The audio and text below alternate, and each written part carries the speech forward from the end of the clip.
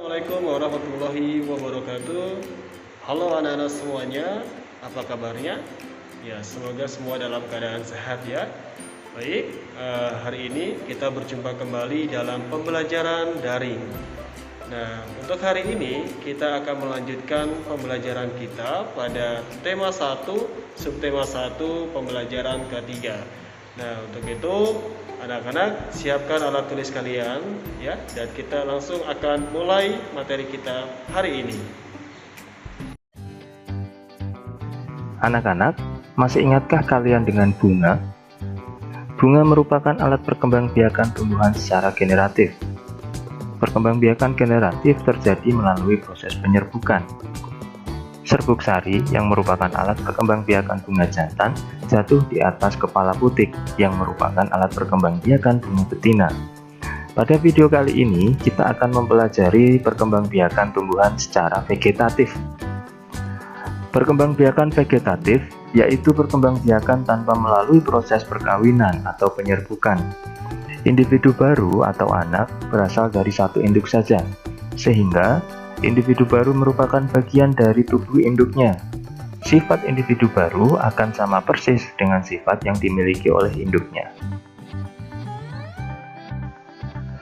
Perkembangbiakan vegetatif dibagi menjadi dua macam.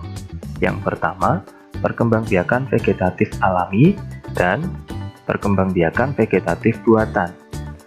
Vegetatif alami terjadi secara alami, tanpa ada bantuan dari manusia. Sedangkan perkembangbiakan vegetatif buatan adalah perkembangbiakan yang prosesnya dibantu oleh manusia. Perkembangbiakan vegetatif alami yang pertama adalah tunas. Pernahkah kalian melihat pohon bambu yang baru tumbuh? Pohon bambu yang baru tumbuh itulah yang disebut dengan tunas.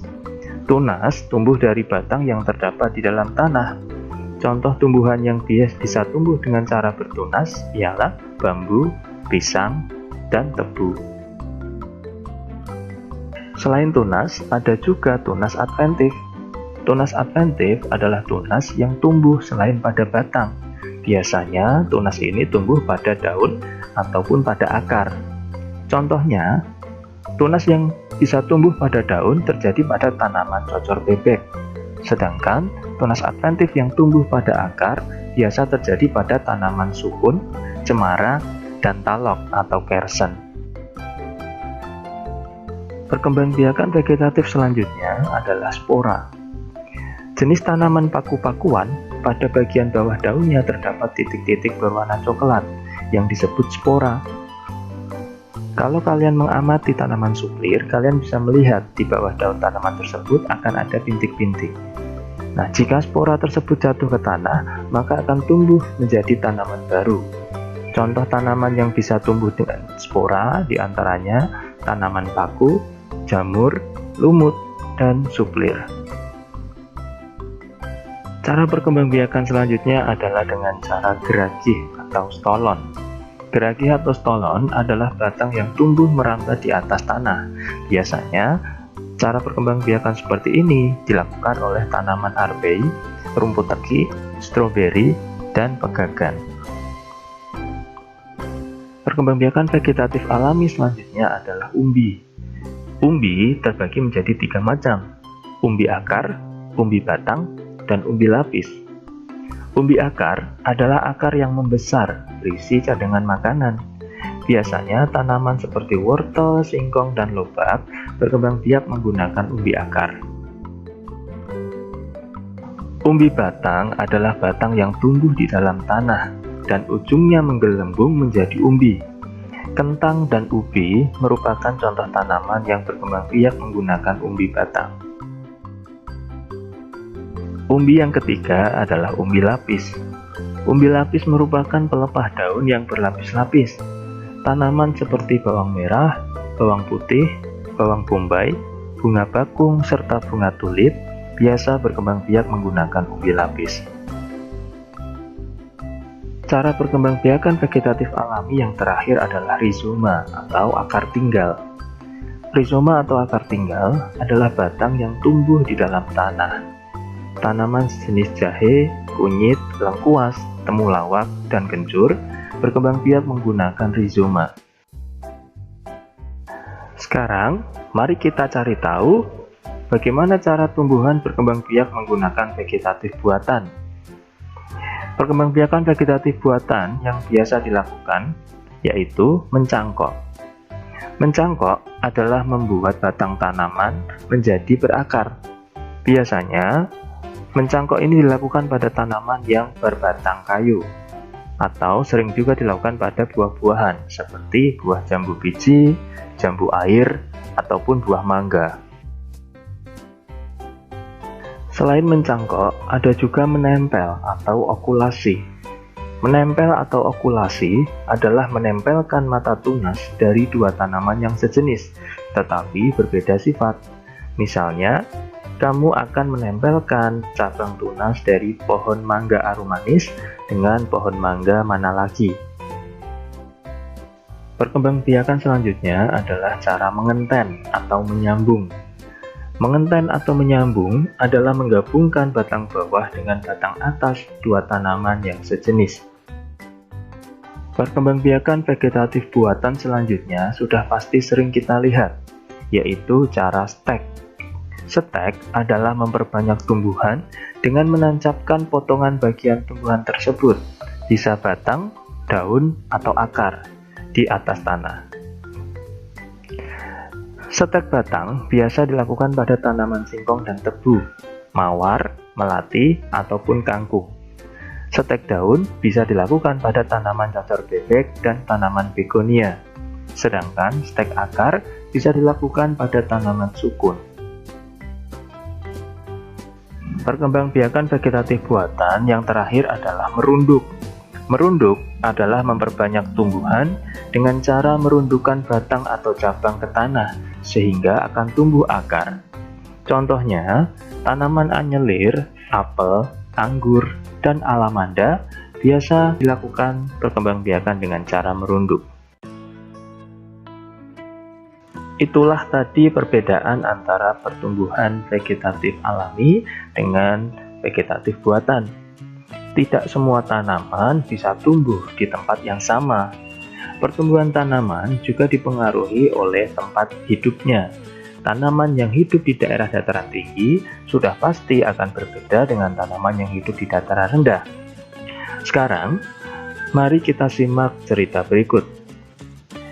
Indonesia adalah negara kepulauan yang terletak di garis khatulistiwa. Indonesia memiliki dataran tinggi, dataran rendah, dan perairan. Dataran rendah adalah dataran yang memiliki ketinggian 0 sampai 200 meter di atas permukaan laut. Hampir semua ibu kota provinsi di Indonesia terletak di dataran rendah. Tumbuhan di dataran rendah adalah padi, palawija, dan tebu. Wilayah pantai termasuk dataran rendah. Indonesia memiliki banyak pantai karena negara kita terdiri atas ribuan pulau. Tumbuhan di wilayah pantai adalah kelapa, bakau, dan ganggang.